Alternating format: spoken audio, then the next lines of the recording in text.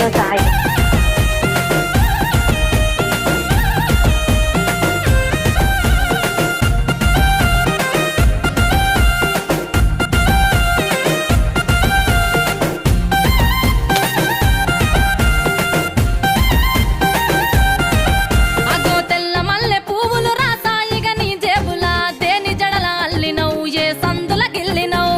తోడు ఎక్కడియే తెల్ల మల్లె పువ్వులు అగోయాల పొత్తున గుద్దుకొని నేను సత్తునా